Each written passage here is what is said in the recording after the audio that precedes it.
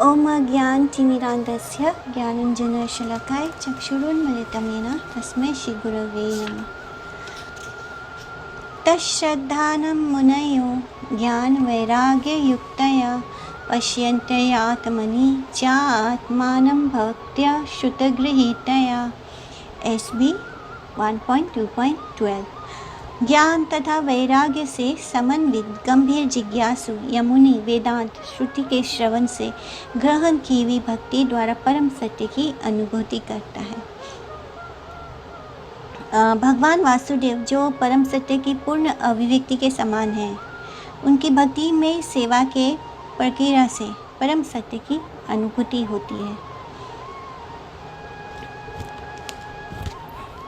तो हम भगवान को कैसे जान सकते हैं? भगवान वासुदेव जो कि परम सत्य है, जो कि एब्सोल्यूट ट्रूथ है, उनको हम कैसे अनुभव कर सकते हैं? वो कर सकते हैं हम भक्ति में सेवा की प्रक्रिया से। ब्रह्म उनका दिव्य शारीरिक तेज है। जो ब्रह्म ज्योति जिसे हम कहते हैं, वो भगवान के शरीर से निकलने वाली दिव्य ज्योति है और परमात्मा उनका आंशिक स्वरूप है, यानी जिससे कि वो सब कुछ मेंटेन करते हैं। परमात्मा के रूप में वो हर चीज़ को मेंटेन करते हैं। अगर वो हमारे हृदय में ना हो परमात्मा के रूप में, तो हम एक उंगली भी ना हिला सकें। तो सब कुछ मेंटेन करने वाले भी वही है। तो वो आंशिक रूप से परमात्मा के रूप में सब कुछ मेंटेन करते हैं। और जो ब्रह्म या परमात्मा की अनुभूति परम सत्य की आंशिक, यानी बहुत ही आंशिक अनुभूति मात्र, मतलब वो बस एक अंश है। वो अभी परम सत्य नहीं है, वो परम सत्य का बस एक अंश है। जो ब्रह्म ज्योति या ब्रह्म को मानते हैं कि ये परम सत्य है, जो परमात्मा को परम सत्य मानते हैं, वो परमात्मा और ब्रह्म बस उनका एक अंश है। मनुष्य क्या होते हैं? 4 प्रकार के लोग होते हैं मनुष्यों में।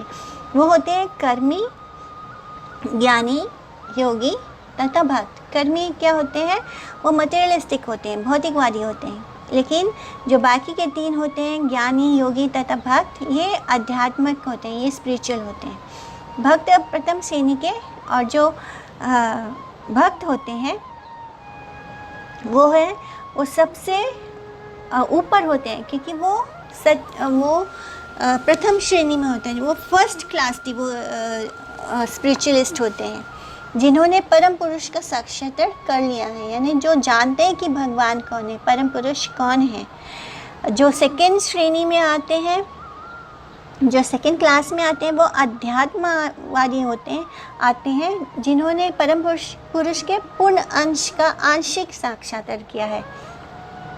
और जो थर्ड क्लास में आते हैं, श्रेणी में आते हैं, वे उन्हें परम पुरुष की दिव्य झांकी का आभास मात्र मानते हैं। जैसे कि भगवद गीता और वैदिक ग्रंथों में कहा गया है कि परम पुरुष का साक्षात्कार भक्ति में सेवा से ही किया जाता है, जिसके पीछे पूर्ण ज्ञान तथा बौद्धिक संगति से वैराग्य सन्निहित रहते हैं। भक्ति से अपने आप ही वैराग्य आता है और अपने आप ही हमें पूर्ण ज्ञान प्राप्त होता है। हम पहले ही बता चुके हैं कि भक्ति में सेवा के बाद ज्ञान तथा भौतिक संगति से वैराग्य आते हैं। चूँकि ब्रह्म तथा परमात्मा की अनुभूति पर परम सत्य की अपूर्ण अनुभूतियाँ हैं, अतः ब्रह्म तथा परमात्मा को प्राप्त करने के साधन अर्थात ज्ञान तथा योग मार्ग भी परम सत्य की अनुभूति के अपूर्ण साधन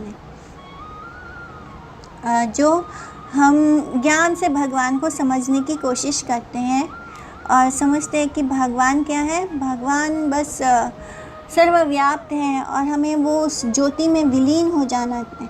तो ज्ञानी जो होते हैं वो इतना ज्ञान प्राप्त कर लेते हैं, वो हमसे भी, मतलब वो भक्तों से, जो शुद्ध भक्त होते हैं, उनसे भी ज़्यादा उन्होंने वेदों को पढ़ा होता है, उनको इतना ज़्यादा ज्ञान होता है, लेकिन उस ज्ञान मात्र से उन्हें वैराग्य नहीं प्राप्त होता।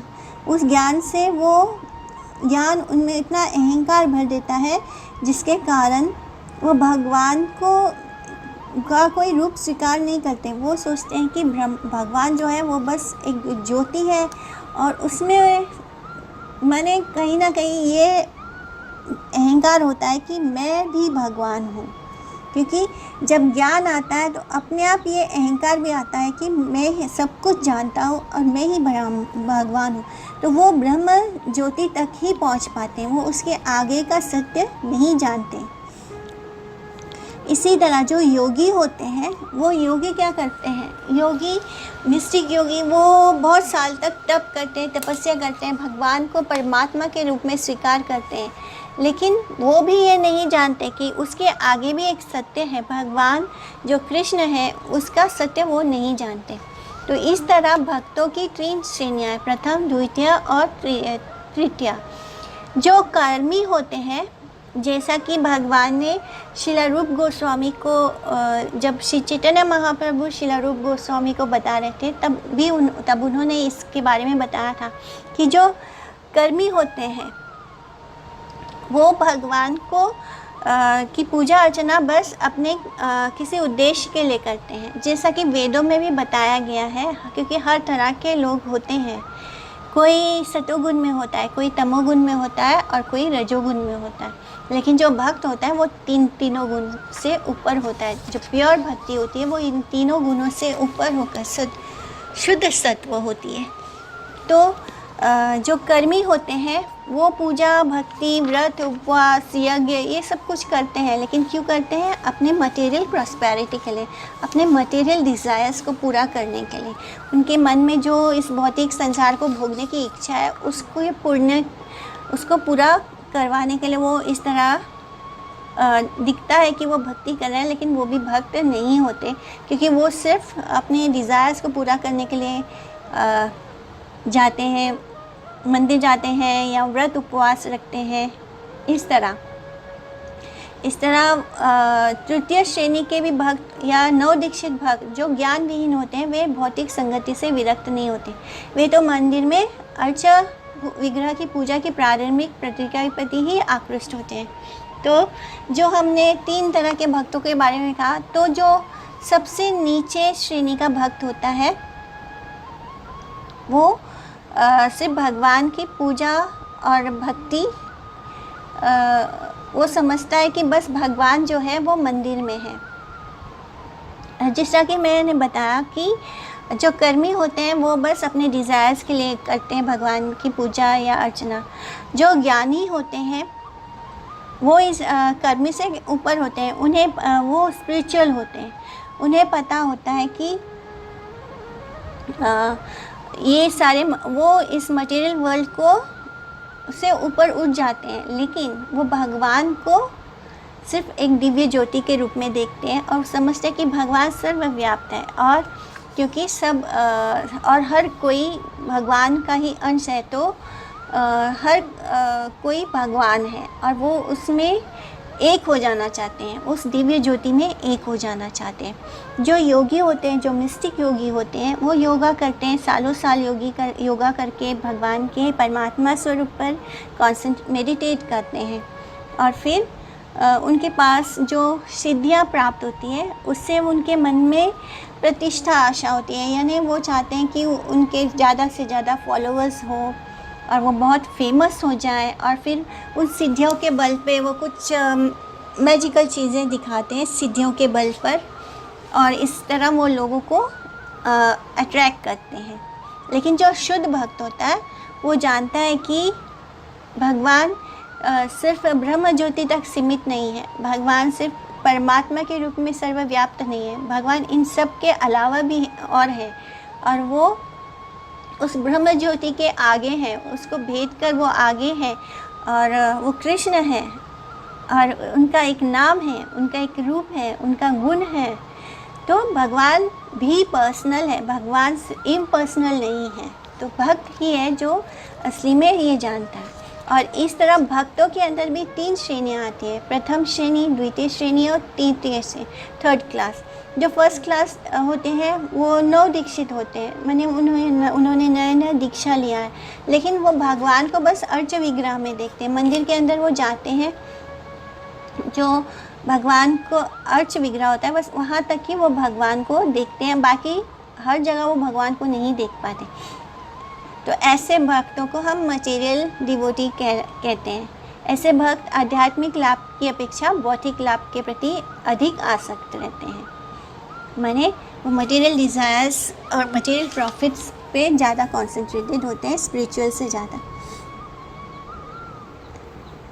और इस तरह वो धीरे धीरे भौतिक भक्ति से प्रोग्रेस करके भक्ति के सेकंड स्टेज पे आते हैं।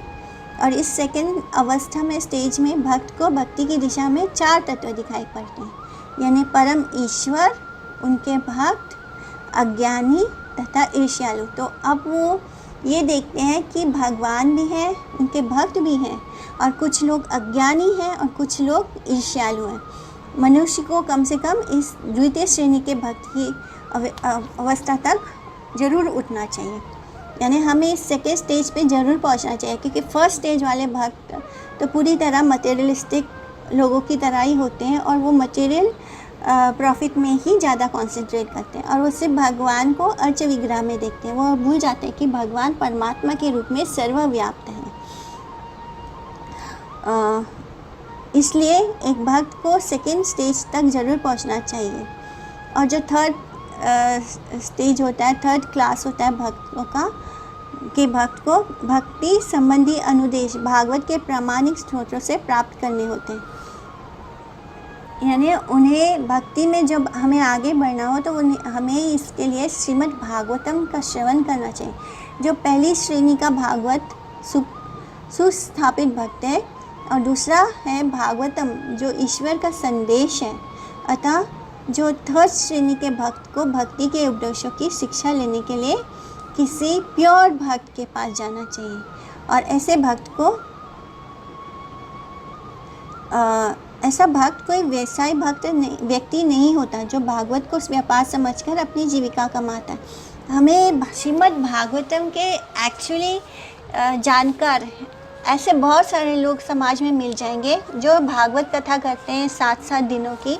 वो क्यों करते हैं? जिससे कि वो अपना घर चला सके, जीविका अर्जित कर सके। लेकिन हमें ऐसे लोगों की शरण नहीं लेनी है। हमें भागवत कथा ऐसे व्यक्तियों से नहीं सुननी है। हमें भागवत कथा ऐसे व्यक्तियों से सुननी चाहिए जो शुद्ध भक्त हो। ऐसे भक्त को सूत गोस्वामी की तरह सुखदेव गोस्वामी का प्रतिनिधि होना चाहिए और उसे समस्त जनता के चतुर्दिक कल्याण के लिए भक्ति उपासना पद्धति का उपदेश करना चाहिए। यानी हम जो व्यक्ति ये चाहता है कि सबका कल्याण हो और हमारा कल्याण किस में, ये जानने में कि हमारा जन्म क्यों हुआ है, हम इस संसार में क्यों आए हैं, हमारा भगवान के साथ रिश्ता क्या है, वो परम सत्य है कौन, तो एक्चुअल हमारा रीज़न क्या है, हम 4 तरह के कष्ट क्यों भोग रहे हैं, जन्म मृत्यु जरा व्याधि, ये है एक्चुअली प्रॉब्लम। बार बार इस संसार में शरीर को पाना, ये है एक्चुअल प्रॉब्लम। 84 लाख योनियों में से गुजरना पड़ता है जो हमें, ये एक्चुअल प्रॉब्लम है। जन्म भी उतना ही कठिन है, मृत्यु भी उतनी ही कठिन है। मृत्यु के समय 42,000 बिच्छू एक साथ काटने का दर्द होता है और जन्म के समय 9 महीने तक माता के गर्भ में जो कंजस्टेड मल मूत्र के बीच रहना पड़ता है, वो भी बहुत अच्छा नहीं है, बहुत कष्टदायक है। तो जब हम ये समझ जाते हैं कि हमारे लाइफ का एक्चुअल प्रॉब्लम क्या है और जब हम उस सत्य को जानने की कोशिश करते हैं, तब हमें शुद्ध भक्त के पास जाना चाहिए जो कि सुखदेव गोस्वामी की तरह हमें उपदेश दे, हमें भागवत कथा सुनाए और हमें बताए कि हमारे लाइफ का एक्चुअल गोल क्या है। ऐसे लोगों की शरण नहीं लेनी चाहिए जो धन लेकर जीविका अर्जित करते हैं श्रीमद् भागवत की कथा सुनाकर।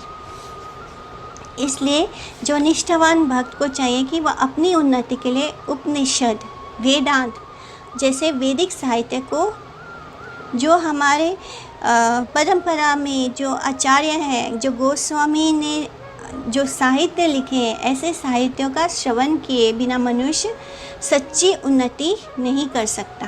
जब तक कि हम शुद्ध वैष्णव ने जो ग्रंथ हमारे लिए लिखे हैं उनको हम ना सुने किसी शुद्ध भक्तों से, तब तक हम आगे नहीं बढ़ सकते। भक्ति मार्ग सिर्फ कृपा मार्ग है। यहाँ पर बस कृपा से ही हम भगवान को जान सकते हैं। और किसकी कृपा? भगवान के शुद्ध भक्तों की कृपा के बिना हम भगवान के बारे में कुछ भी नहीं जान सकते। इसलिए बिना श्रवण किए तथा आदेशों का पालन किए बिना भक्त का प्रदर्शन निरर्थक है और यह भक्ति के पथ में अवरोध जैसा है। इसलिए श्रुति, स्मृति, पुराण या पंचरात्र प्रमाणों जैसे सिद्धांतों पर भक्ति स्थापित ना हो, तब तक भक्ति के ऐसे प्रदर्शन को तत्काल त्याज समझना चाहिए। किसी अनधिकृत भक्त को कभी भी शुद्ध भक्त की मान्यता नहीं दी जानी चाहिए। वैदिक साहित्य से ऐसे संदेशों को आत्मसात करके अपने भीतर अंतर्यामी परमात्मा को निरंतर देखा जा सकता है। इसी को हम समाधि कहते हैं। हरे कृष्णा।